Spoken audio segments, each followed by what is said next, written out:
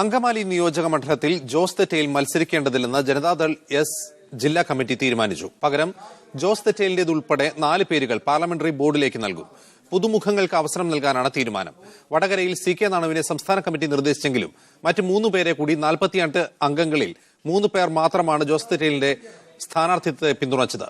ജോസ് തെറ്റയിലിനെതിരെ ഉയർന്ന ലൈംഗിക ആരോപണമാണ് തെറ്റയിലിനെ ഒഴിവാക്കാൻ കാരണമെന്നാണ് സൂചന.